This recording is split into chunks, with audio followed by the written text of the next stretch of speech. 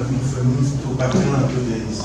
Para nós, né? Eu acho que foi uma coisa bacana, porque a princípio tinham coisas, mas eu fiquei resolvendo, eu acho que muito bem, eu fiquei feliz com isso.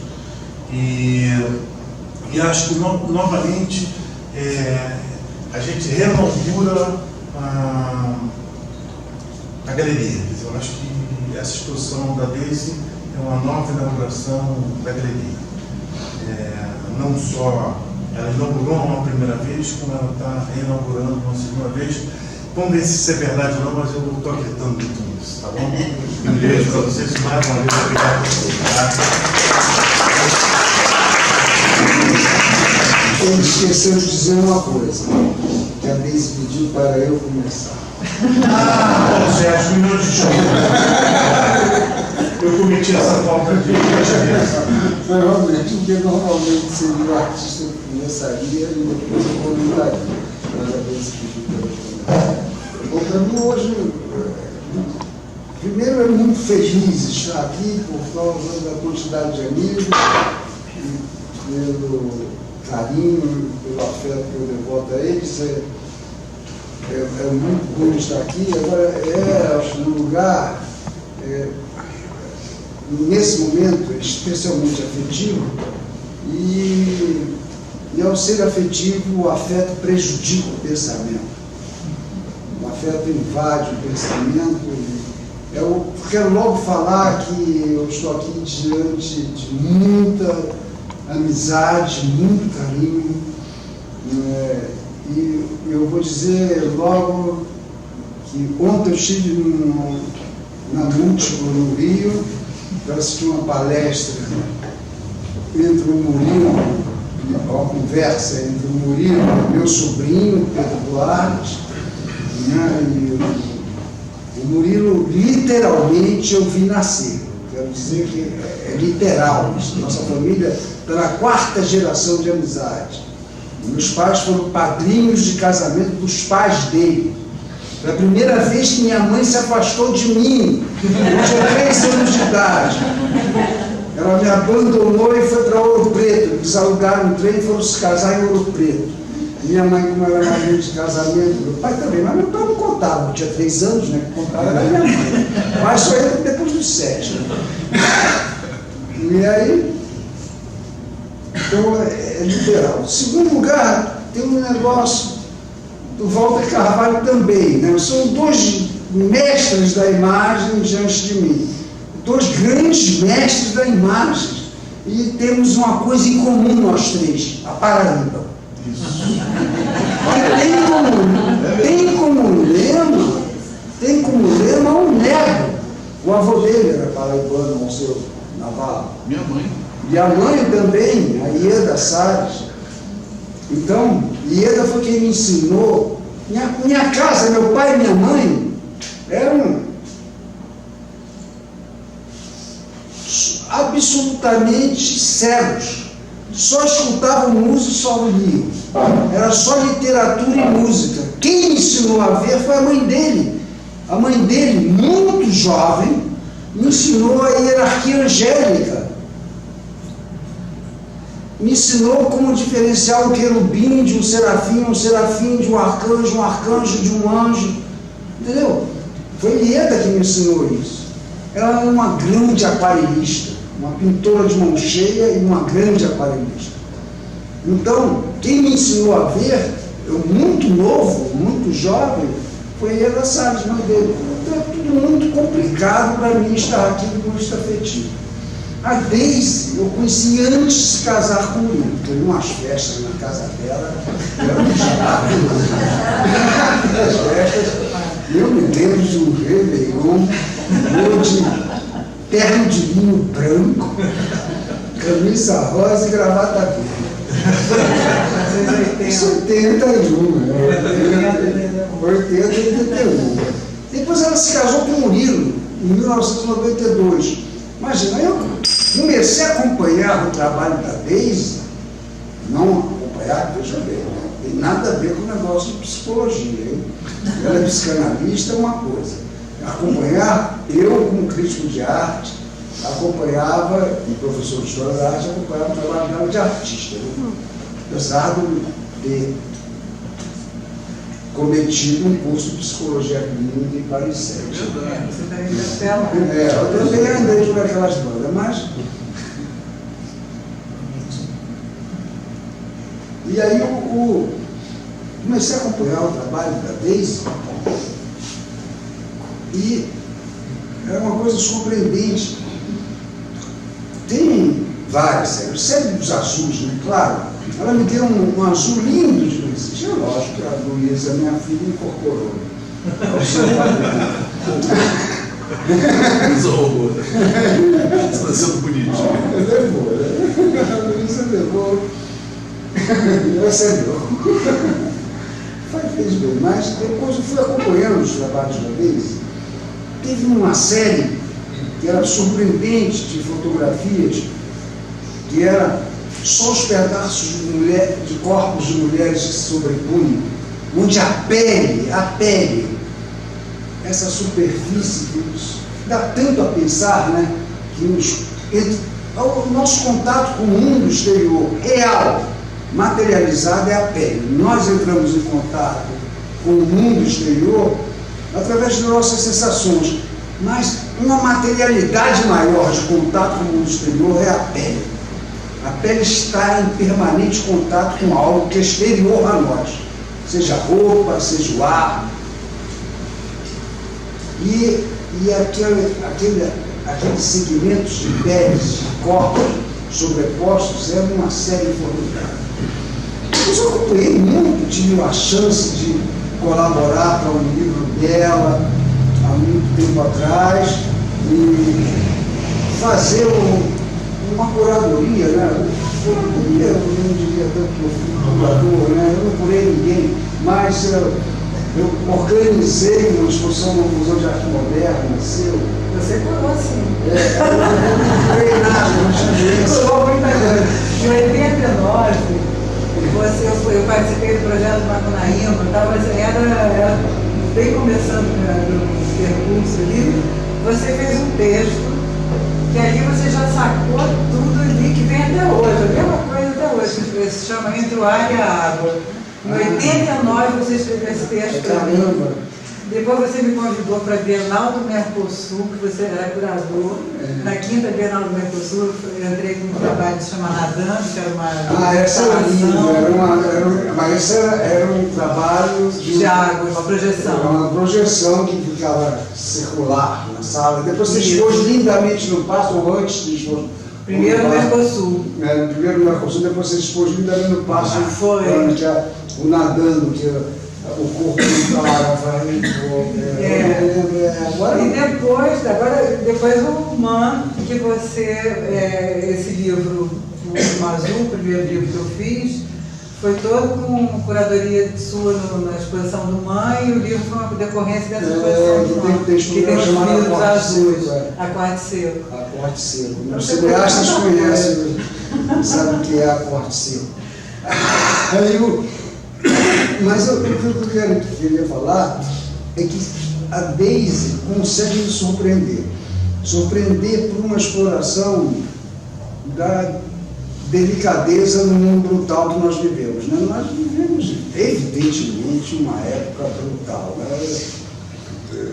É literalmente bruta a época que nós vivemos. Eu não vou citar, não vou fazer coisas. Para isso basta Facebook, WhatsApp, essas coisas, a gente saber todo dia que a gente vive uma época brutal. Agora, a delicadeza é o oposto disso. Eu não conhecia nenhum desses trabalhos recentes da Daisy. Eu não acompanhei esses 2 últimos anos de trabalho da Daisy.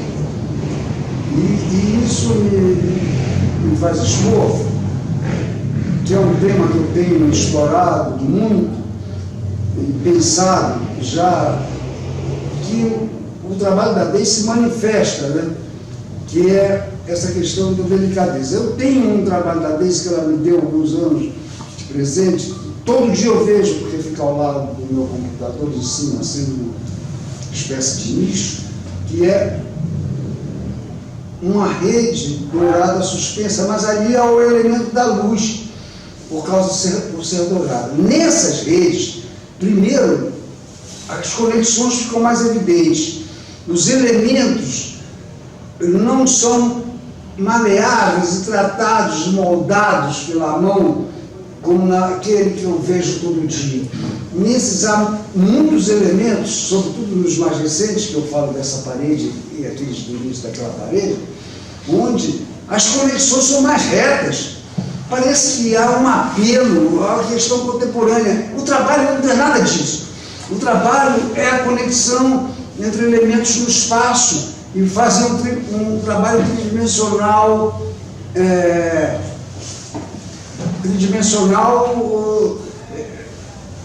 delicado, raro mesmo, e vazado, onde o ar atravessa por todo lado, né? Não é apenas uma racha, uma dobra, uma divisão.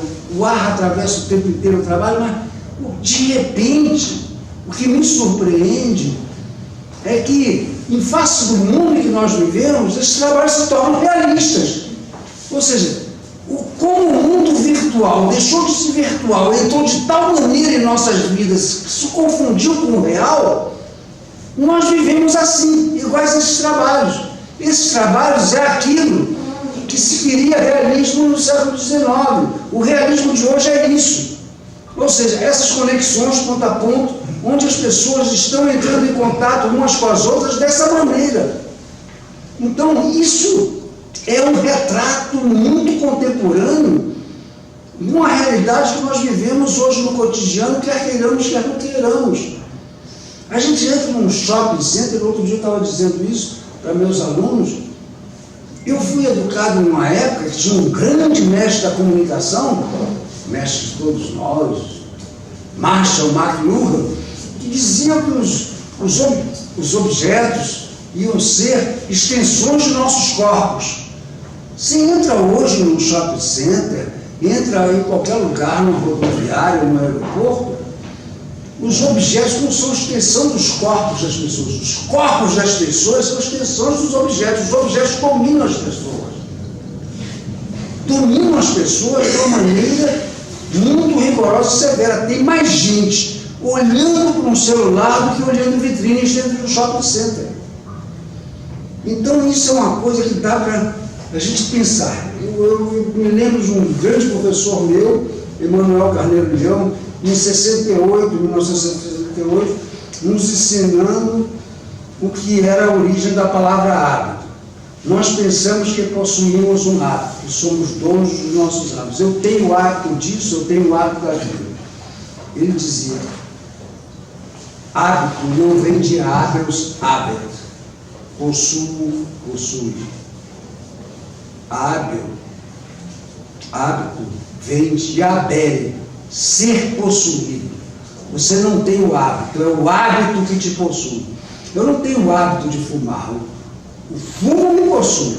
Isso para as drogas é muito fácil, como cigarro, álcool, maconha, cocaína, heroína, etc. É muito fácil entender isso. Mas é também o hábito do celular nos possui. Ou seja, nós somos possuídos. E nós estamos efetivamente conectados uns aos outros em redes. O que eu queria falar de coisa interessante desse trabalho, da sua delicadeza, da conexão dos fios, das coisas que entram em contato, é que existe ainda os solitários, aqueles que não estão conectados, ali exemplificados. Tudo isso é de uma abstração extrema, mas essa abstração, no mundo em que nós vivemos, onde a virtualidade, o virtual, se confundiu tanto com o real, deixa de ser abstração para ser um trabalho muito concreto. Concreto não no sentido da tradição da palavra na história da arte, mas concreto na tradição da filosofia. Ou seja, trata-se de uma materialização muito clara do real. Esses trabalhos são realistas no sentido do mundo em que nós vivemos hoje. Tá bom? Então eu falei antes. Você estava falando, e você está falando dessa violência no mundo, né? E eu acho que eu venho, hoje eu consigo reconhecer isso, depois de tanto tempo, né? O que eu venho buscando é sempre a mesma coisa, né? criar uma situação de dissolver coisas que estão desenhadas, muito bem reportadas, muito bem definidas, verdades estabelecidas. Eu acho que o meu trabalho vem no sentido assim, de criar linhas de continuidade entre situações que são opostas e definidas. Quer dizer, tudo que a gente considera assim, muito verdade, né? Macho, fêmea, o velho, novo, eu acho que o que eu fico tentando é criar uma situação de equivocar aquilo, de quebrar essas certezas, essas linhas definidas. Nesse sentido, eu acho que entra a questão da delicadeza, que é, de certa forma, suspender o que nos é imposto, assim, o que está definido, o que está no sentido verdadeiro, tá entendendo? Então, eu consigo ver essa coisa A rede, para mim, desde a primeira exposição que eu fiz, acho que em 1982, que era aluna do Parque Lage ainda, eram trabalhos com rede de fio de metal, que eram de tricô, enfim. Tem até nesse meu livro aí, eu fiz questão de colocar, porque é impressionante como isso permanece até agora, né? E a rede tem para mim muito essa, como se fosse representar, como se fosse uma metáfora dessa falta de demarcação do espaço. Quer dizer, a rede demarca, mas ao mesmo tempo ela deixa vazar os espaços, né? As coisas atravessam, não é um limite definido e estanque, né? Então eu uso rede ele tem também a coisa das conexões, como o Sérgio levantou, dessa comunicação também, que é quase que infinita, né, entre as coisas. Então, isso é o que eu acho que eu venho buscando de maneira geral no meu trabalho, né, com a rede e com os azuis, que tem a questão da água também, que me acompanha há muito tempo, por vários fatores. Tem a coisa eu sempre nadei, a coisa da natação e a visão do embaixo d'água, né? Para mim pirava ali, né? Tem uma coisa de infinitude, de solidão também, que sempre me interessou, e de atravessamento da água, da fluidez da água também. Enfim. E aquelas, eu falei daquelas cadeiras que são mais antigas, né? Tem a ver com isso. Tem a ver com isso. As cadeiras que existem esculturas, uma assemblagem, né, uma montagem, que são cadeiras reais amontoadas, que são trabalhos da rede também. Da Daisy também, desculpa. Da rede. Eu estou quase virando uma rede. Mas o da Daisy, mas tem aqueles trabalhos que são, eu acho, formidáveis, que são essa dissolução daquilo que, quando a gente vê numa assemblagem, é uma coisa rígida, sólida, né? Muito bem equilibrada, e ali se torna fluida exatamente por essas qualidades que você está falando, da questão da experiência da água. Né? Exatamente. E esse trabalho, que foi o Paulo Sérgio fez a curadoria do MAN, o título chama Último Azul, uma série, e ele foi decorrência, aí junta também que ele falou da casa, né? Uma casa que eu vivi a vida inteira, que tinham festas homéricas e muito divertidas, feijoadas, enfim. E essa casa eu vivi a vida inteira e a casa ia ser vendida e ia ser demolida. Então, quando eu soube disso, eu passei, acho que um ano, a gente já estava anunciando a casa e não tinha como não vender, tinham várias circunstâncias inevitáveis que tinha que ser vendida mesmo.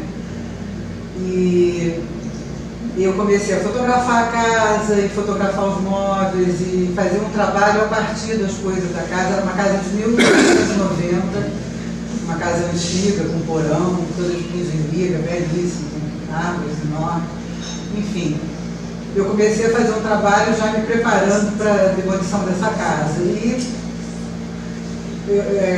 quando a casa foi demolida, nós filmamos, teve todo o processo, fiz 2 vídeos a partir dessa demolição e com os móveis da casa a gente fez essa exposição, que se chama Último Azul, que eu peguei parte dos móveis da casa e criei uma situação de instabilidade ali com os móveis, de desequilíbrio, e o que segurava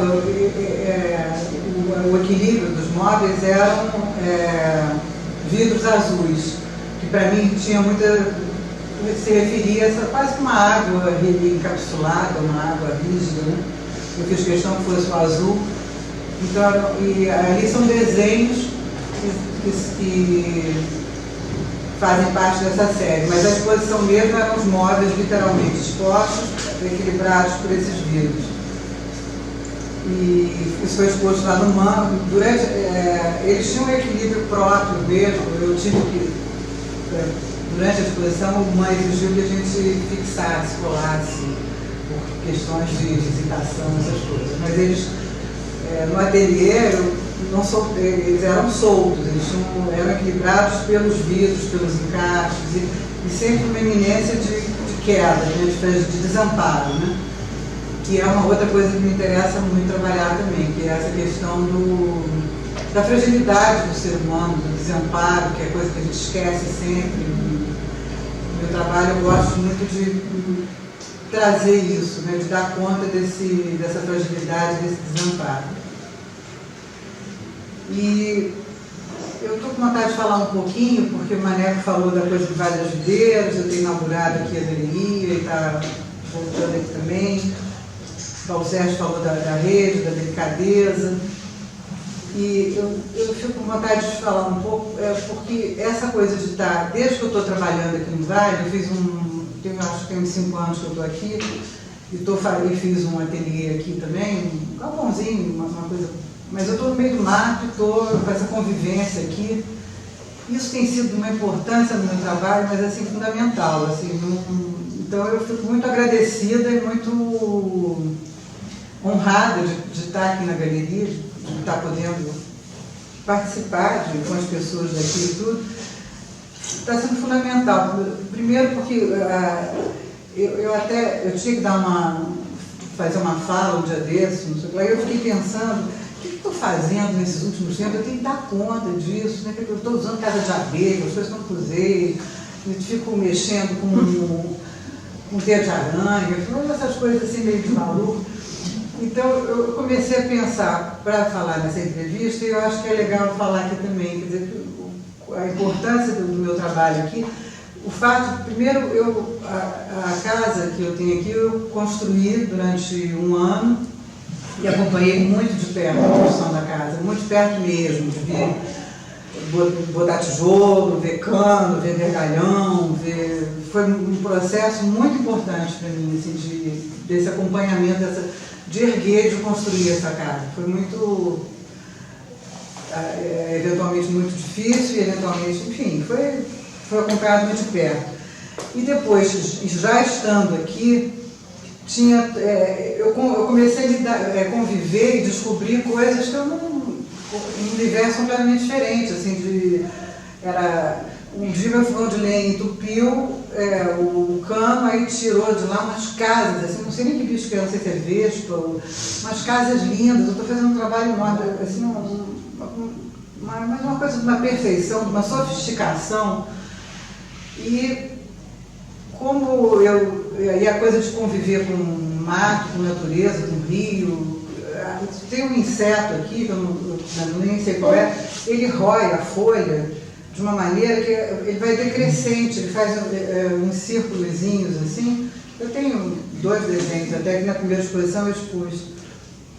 Ele é absolutamente simétrico e aquilo vai decrescendo. Então, enfim, viram milhões de coisas, de uma delicadeza, de uma perfeição, assim, e eu acho que eu comecei o que eu estou fazendo nesse momento, eu acho que é dando conta dessa arquitetura que eu vivi ali, dessa coisa de construir essa casa, e esse processo também, e essa arquitetura que eu estou descobrindo completamente diferente dos animais, tem uma casa de beija-flor, que o beija-flor está no meu terreno. Cara, foi na época da tempestade, aquela coisa, eu falei, vai voar, vai morrer o bichinho. Aquilo não se abala. Aí eu fui pesquisar na internet, ele usa o fio da teia de aranha para aderir na folha. Enfim, eu estou completamente atordoada com essa oposição o que é uma construção de uma casa, como foi a minha e dos seres humanos, que é uma coisa assim de uma brutalidade, de uma grandiosidade, de uma sutileza, de uma delicadeza, que eu estou ali, eu estou dando conta desse contraste aí, estou tentando fazer uma linha de comunicação entre isso aí. Então, nesses desenhos agora que tem as redes que saem de dentro, ali me interessa uma coisa de virtualidade, de você não saber o que é real, o que é virtual no desenho, mas também tem uma coisa ali, tinha um inseto ali que é igualzinho, umas pernonas, que alguém até veio me chamar dele, esse é um bicho que está se enturmando com o seu trabalho. Eu falei, não, eu que me enturmei com ele. Não foi ele que se enturmou, não, eu que me enturmei com ele, eu copiei ele. Então a coisa está indo nesse sentido, entendeu? E a convivência, o astral, e as pessoas, esse vale de pensamento, como o Valtinho fala, né? Está sendo muito importante nesse momento. Eu acho que a minha questão está sendo essa. Está passando por aí. Essa exposição aqui é um pedacinho disso e está continuando nessa linha. Eu acho, Deise, muito importante tudo que você falou aí. Em primeiro lugar, eu acho importante a questão dessa relação com a natureza, não no sentido absolutamente contemporâneo, de incorporação e não de representação. Você não vai procurar representá-la, você vai incorporá-la. Então, isso é uma diferença muito grande entre a relação da natureza entre um artista pré-moderno e um artista atual. E outra coisa eu acho interessante a atenção que você chama para o elemento orgânico, né? Que isso é muito importante, porque o orgânico quebra as fórmulas pré-concebidas de olhar, né? Porque o orgânico determina o seu olhar. Então, quando você e você vê ali realmente o orgânico ampliado, né? Você quer dar uma dimensão ampliada. Eu chamei a atenção dela, que sem querer, ao fazer essa conexão de redes aqui, ela fez uma bota.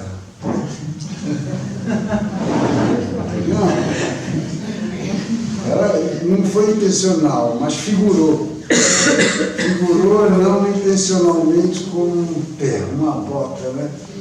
E eu achei interessante isso, né?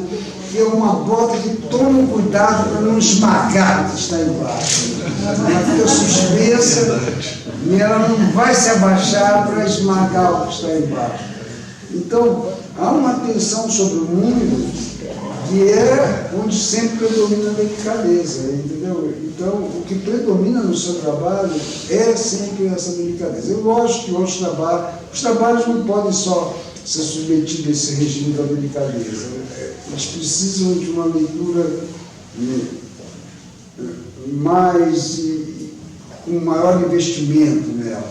Agora, sólida, pelo líquido, né, que você faz nas cadeiras e no azul, que são os trabalhos mais antigos que estão aqui, nessa sala, né, já é isso, né? Já é uma negação, né? Uma negação do duro, do brutal, de coisas muito indignas que a gente vive no mundo atual. Então, eu acho isso o que atravessa tudo, né? Agora, o que são as palavras diante da força da imagem, né? As palavras vivem num mundo à parte. As palavras vivem na origem da linguagem, na morada do ser. Mas o ser se materializa nas suas performances, nas suas execuções de outras coisas, em que as palavras procuram captar e dizem muito pouco diante do que nós vemos. Olhar e perceber, ver e incorporar é uma coisa que as imagens não dão conta, as palavras não dão conta, só as imagens. Então, as coisas que se materializam para o ver, para o olhar, são diferentes das coisas que se materializam para o ler e o escutar. Então, a palavra do crítico é sempre aquém do que ele está vendo, sobre o que ele está falando. Muito obrigado.